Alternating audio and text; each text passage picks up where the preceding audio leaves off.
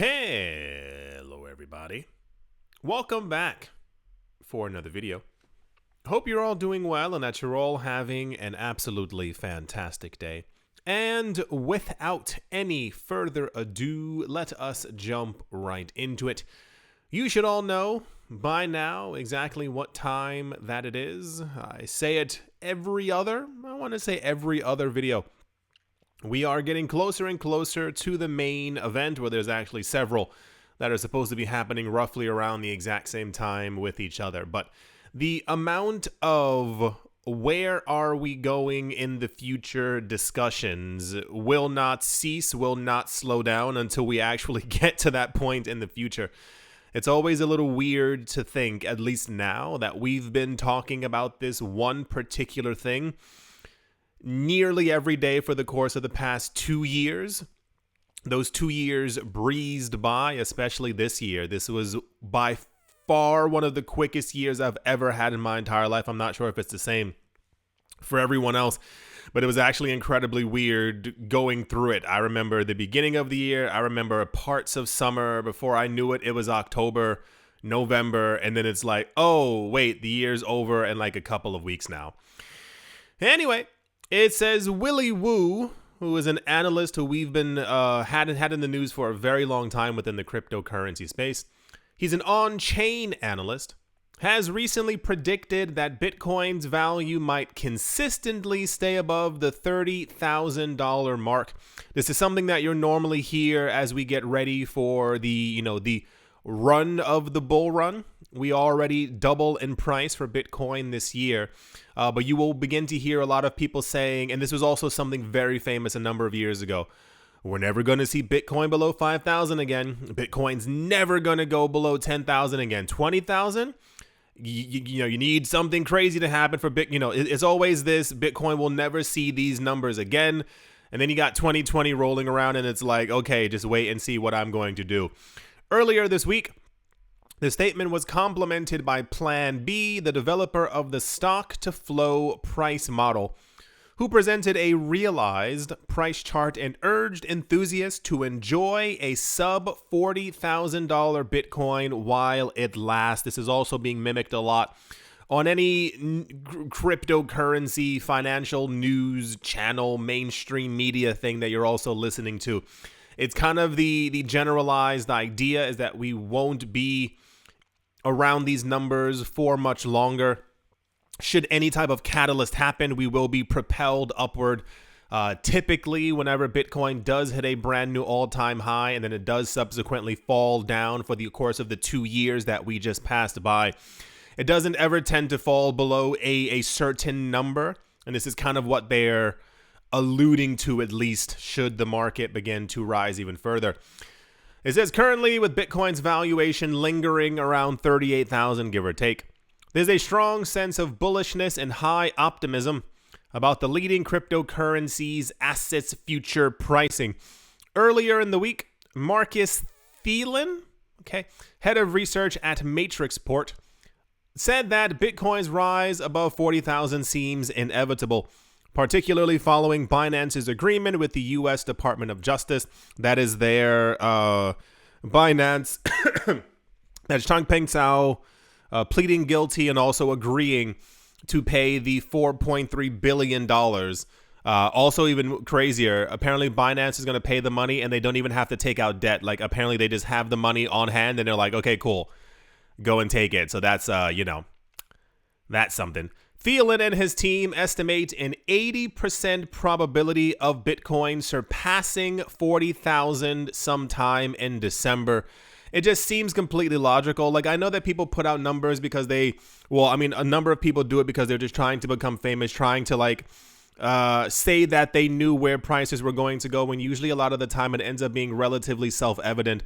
It's kind of like saying, for those of you who weren't here a number of years ago, people were always like, well, Bitcoin's 5,000. 5,200 is right around the corner, and it's like, well, yeah, we were logically going to hit there if Bitcoin's price continues going a lot higher. Like we know that we're going to get there, especially if Bitcoin's price previously was $20,000. We can all but assume that if it's 5,000, I'll even go on a limb and say that 6,000 is probably also going to be a thing. So a lot of the price predictions and movements that you're hearing about, especially as of recently, are either completely to the wall, Bitcoin's going to $9 million, or you're hearing a lot of like, well, another $500 increase seems like it might happen. And then when it does happen, these people are like, see, told you so. And it's like, no, we knew that we were going to get there. Like the real magic doesn't really begin until we get to like 70,000.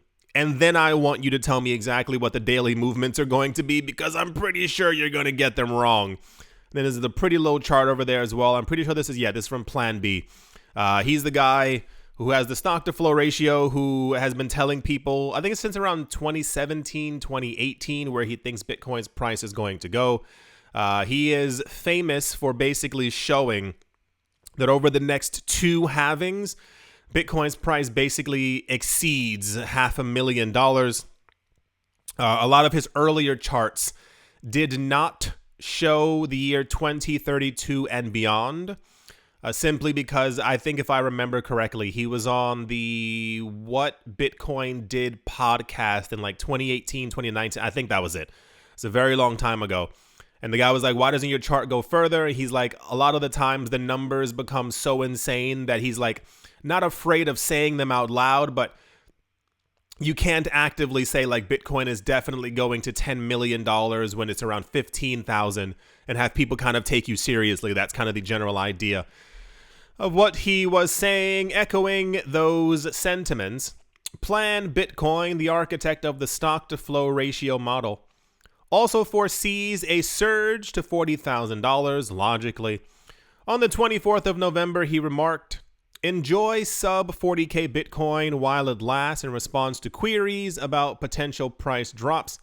Plan B stated his aversion to picking up pennies in front of a steamroller, emphasizing his anticipation of a significant rise in Bitcoin's value.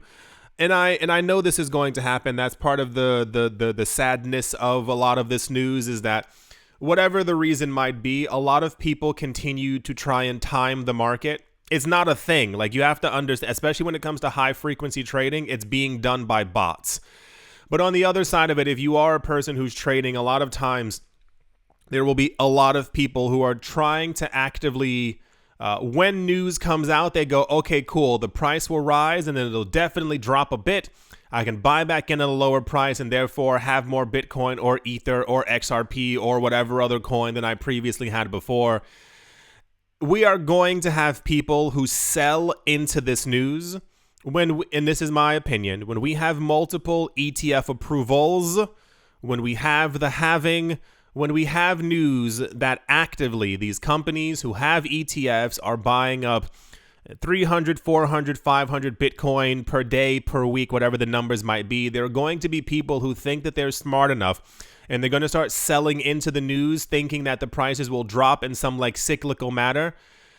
And these are simply the people who haven't paid attention to the news for a very long time. Like, everyone is waiting for this one event.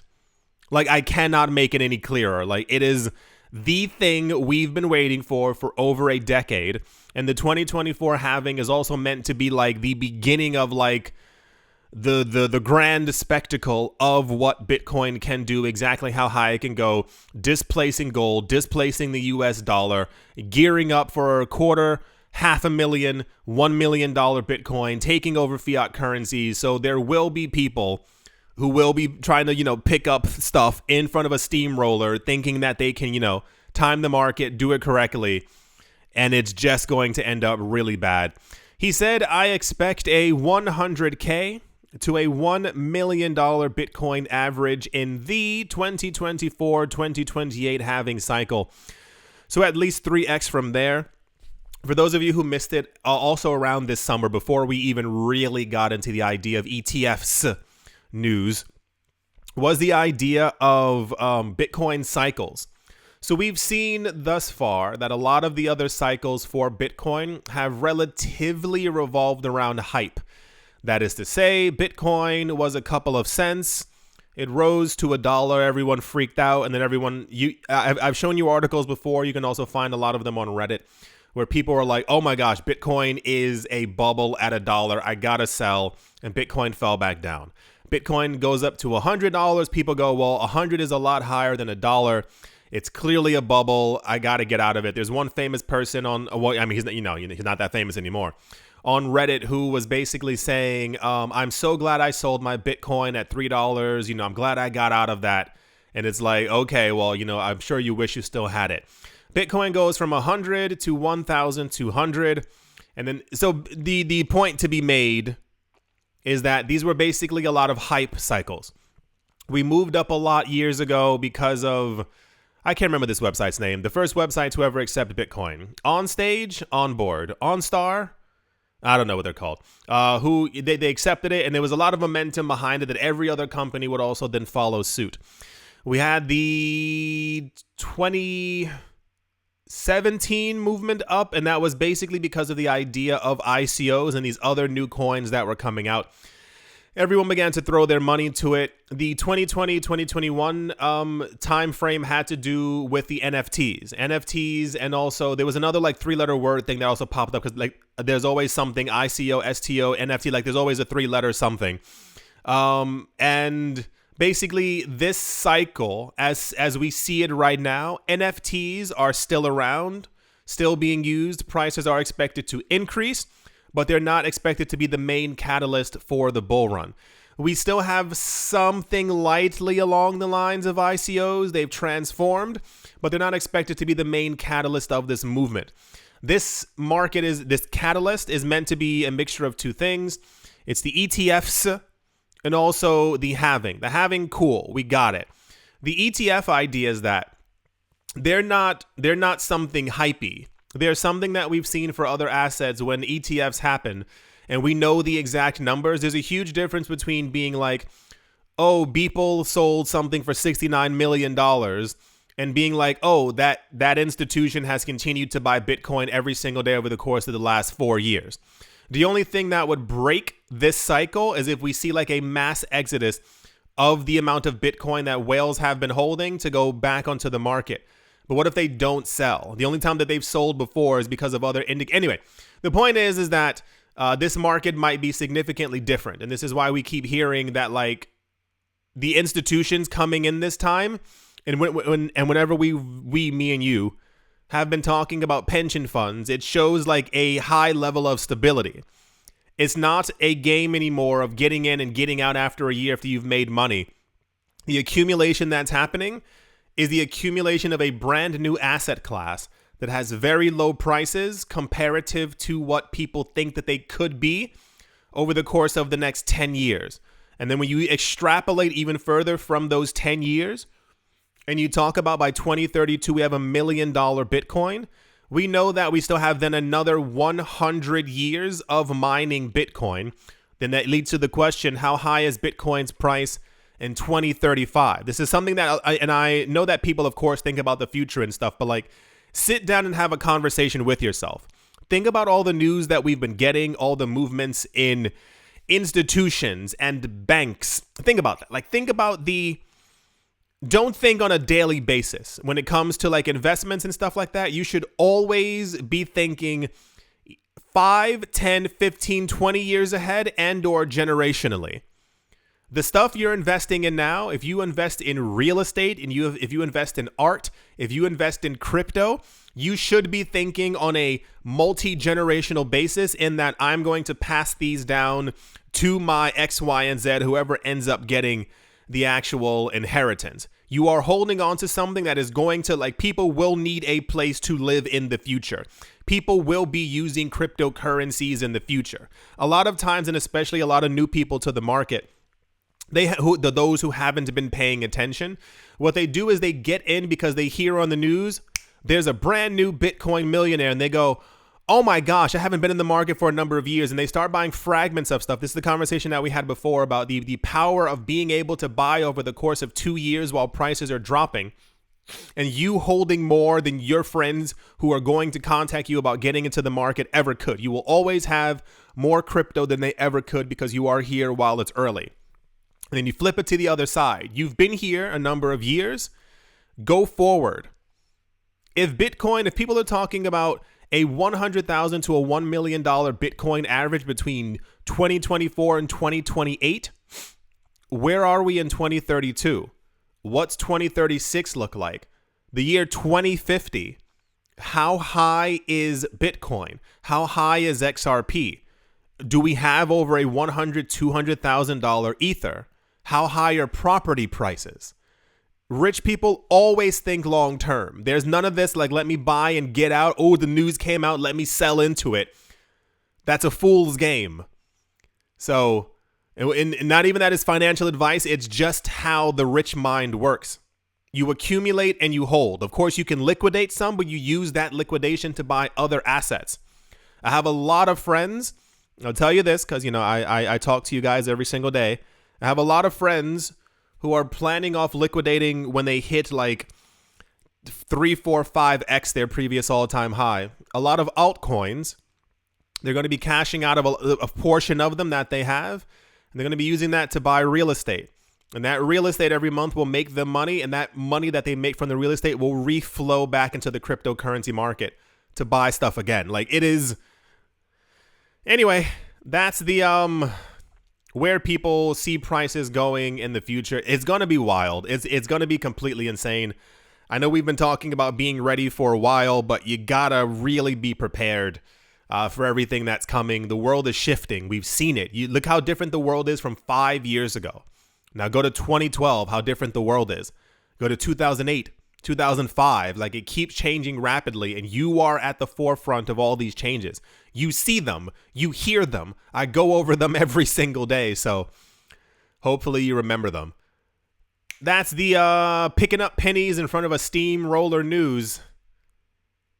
And yeah, let's move on. Now, I'm going to try and be nice, but this is definitely what I was expecting was going to happen.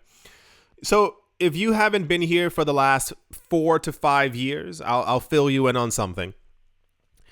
I don't personally believe that I have what you would call, and excuse my French, a BS radar, but it's more of it happens so frequently, maybe just in my life, that I'm able to like look a lot easier and see when something is clearly like red flag, like that kind of thing.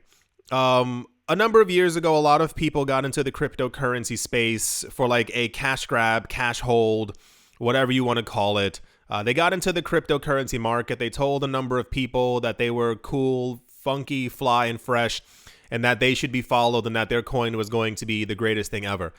And I made countless videos basically telling people on a number of occasions that these coins were going to be garbage. No one was going to use them. And I mean, even like one of the simpler ones for me is like, just say the name of the coin out loud, thinking about yourself going into a store. That always gets me.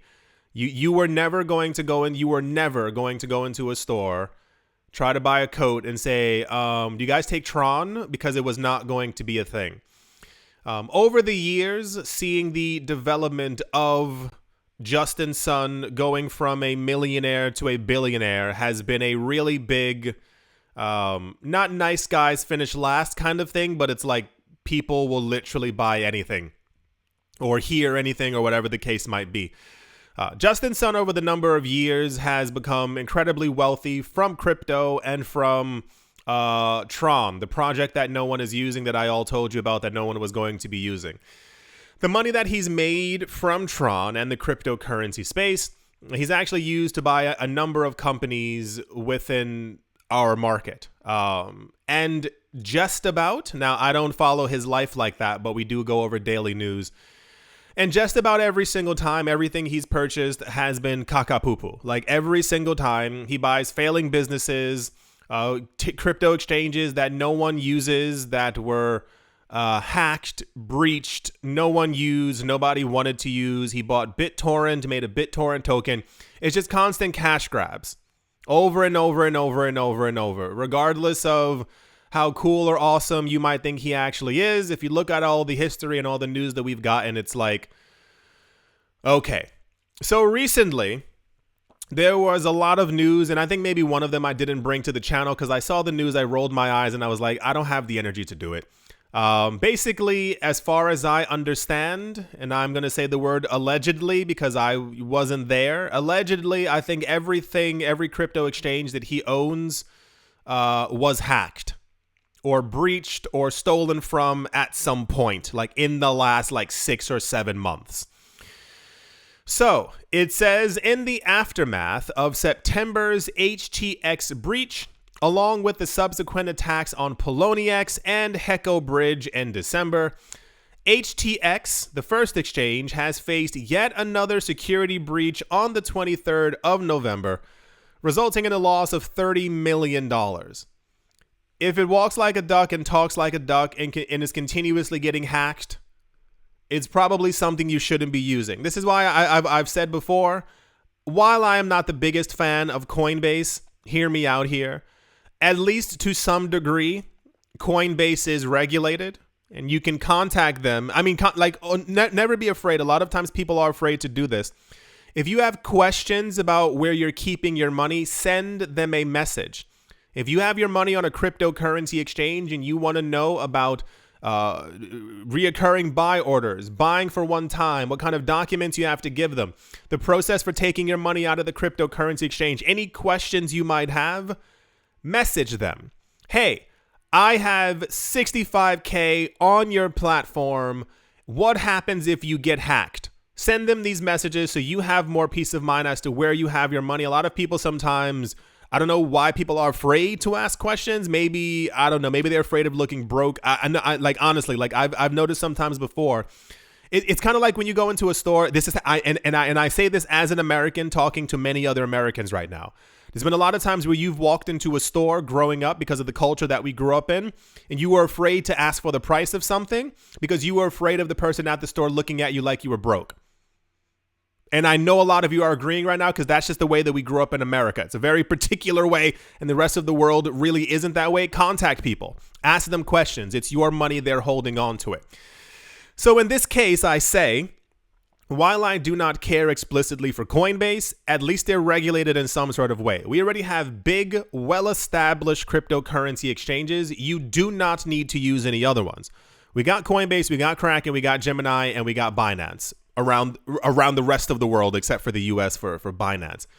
You don't need to use HTX, Poloniex, Heco Bridge, and the 19 other ones that keep popping up in the news that have all these problems. It's just absolute nonsense. Like it just doesn't make any sense that these platforms. Oh, also, don't forget Gary Gensler a couple of days ago was talking about he's super okay with the relaunch of FTX.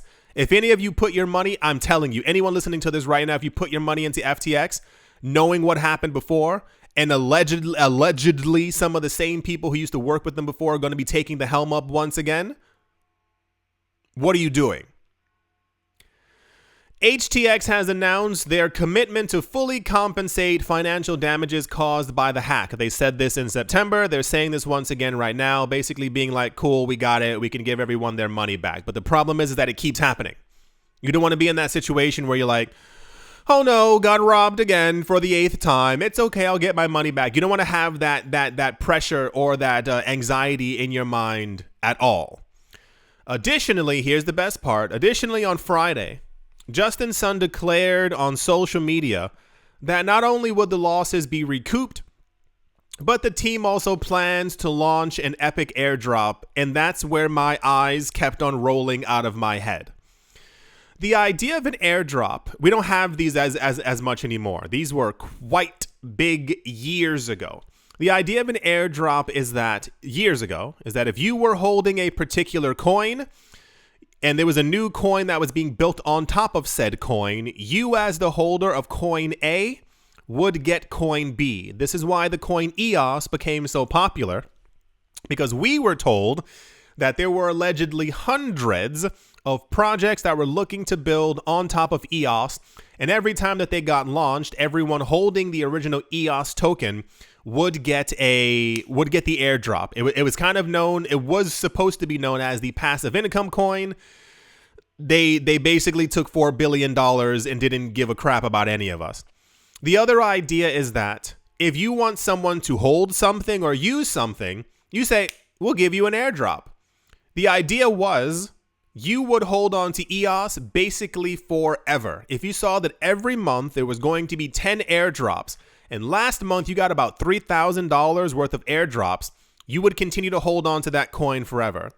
You know, it's a really unclever and really weird way of saying, hey, our crypto exchanges continue to get hacked over and over and over again, but we want you to keep on using them, so we're going to give you an airdrop. We're going to give you free money so that you stay on these platforms where you've been robbed multiple times before.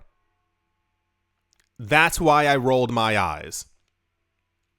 Since last September, 3 cryptocurrency platforms associated with Justin Sun, HTX, Poloniex, and Heco Bridge have experienced security breaches, cumulatively losing millions of dollars. And it goes on to talk about all the numbers and yada, yada, yada. The idea of the airdrop is that they want you to go use their platform and then forget that they were robbed multiple times so that you continue using their platform. So that if it should ever happen again sometime in the future, you would forget about it.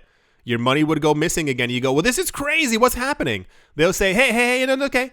We'll pay you back all your money that you lost. And you go, okay, that's cool. And you go, we have another epic airdrop coming. You go, oh, cool. That's awesome. I'll definitely stay here. Red flag. It's not that difficult. I'm going to move on from this topic because there's about 1,000 other words that I want to say. But yes, people were barely using Poloniex years ago. And when I heard that Justin Sun had acquired it, I was like, no. Justin Sun also tried to acquire a portion of FTX when they were collapsing as well. And I was like, oh boy. Anyway, shout out to the person. Big shout out to the person on Twitter who found the video of Justin Sun at a party telling everybody to buy his SHT coin. That that's a part of history forever.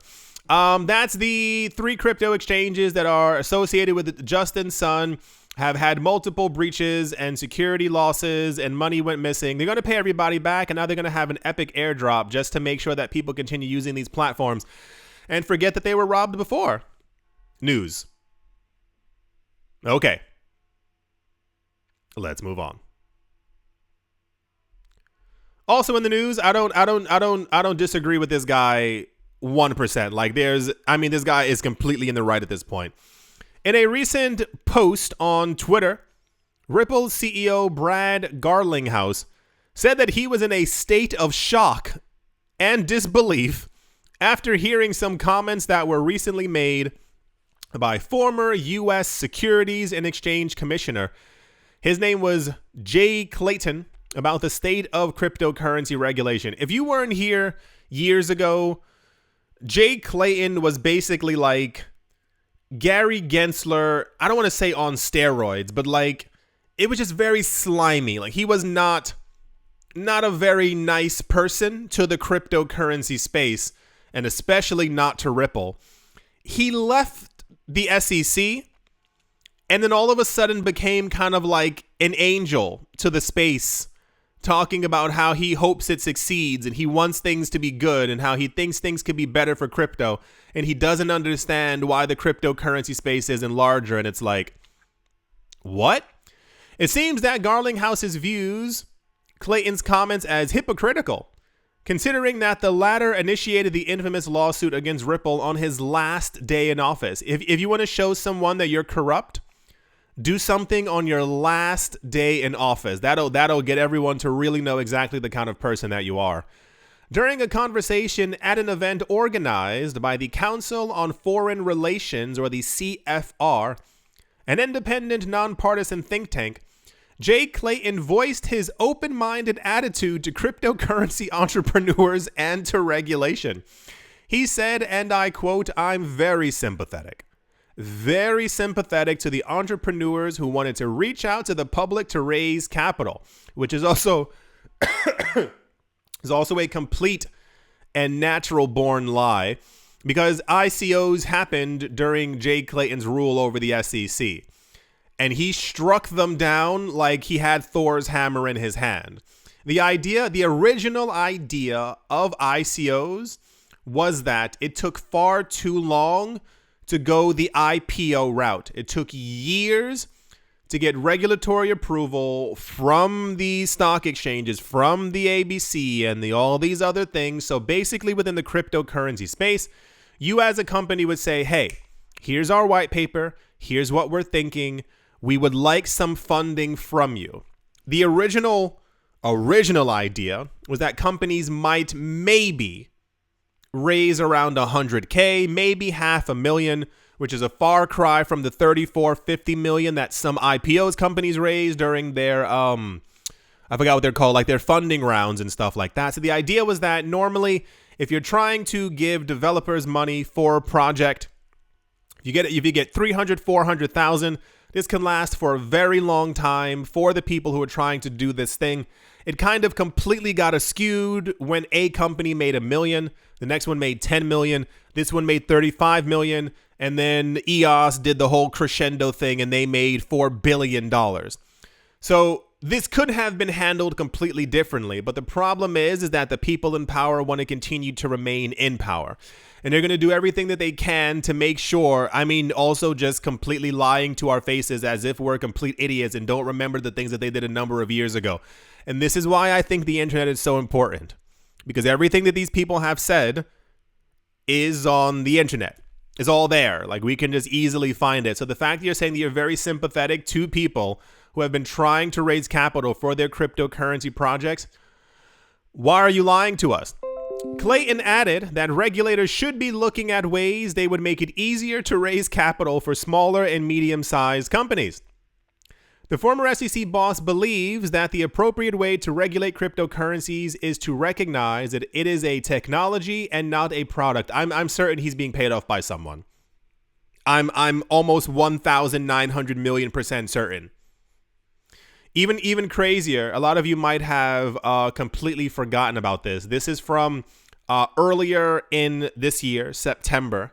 There was an interview. There were actually multiple interviews with Jay Clayton and other people from the SEC. Hester Pierce has also been popping up recently a lot as well. It says former SEC chair says spot Bitcoin ETF approval is inevitable despite delays. He basically, once again, saying what everyone else has been saying. He expects a Bitcoin ETFs to be approved literally tomorrow. Who knows? It is probably not going to be tomorrow, but you understand what I'm saying. He went on this whole thing for the next couple of weeks where he was like, I think crypto's great. I love the innovation. I love the this. And I'm like, what happened from the moment that you left the job and launched a lawsuit against an entrepreneurial company to you now being like, crypto is the greatest thing ever, and you think that there should be, and this is a very, very weird market. It's the one that we've chosen to be in, despite all the nonsense that continues to go on. So this was relatively large news. Anytime that there's any type of Ripple, Garlinghouse, SEC, and heaven help us, Jay Clayton news talking about Bitcoin ETFs and entrepreneurial yada, yada, yada is going to make big news. But it's like, it's always so cringe that we keep having to get to the same exact corner. We keep walking into the same exact wall. And I wonder, does anyone know what Jay Clayton does now? That's like me actually, like I'm asking because I don't actually know. And that is, and I say that because we had news. It's been about 2 weeks now. For those of you who missed it, apparently the SEC is trying to hire a number of new cryptocurrency analysts and cryptocurrency experts to work for the SEC. But we found out, and one of the greatest news stories ever, the only way for that actually to work out is that if you start to work for the SEC, you have to sell all of your crypto.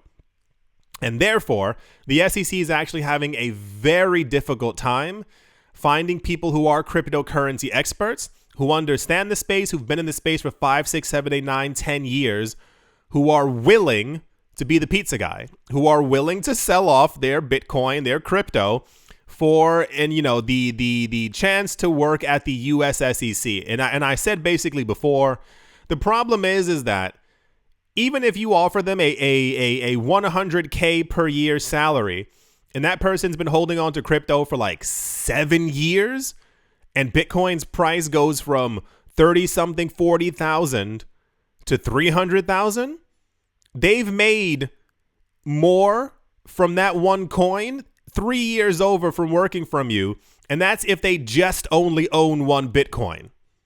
Why would anyone want to sell all of their crypto to work for the SEC? That leads me to the other question. What is Jay Clayton doing now? Does he still work for the SEC in some capacity? Because I don't hear his names associated with the letters SEC anymore. Wouldn't it be weird if Jay Clayton ended up leaving the SEC because he started owning crypto?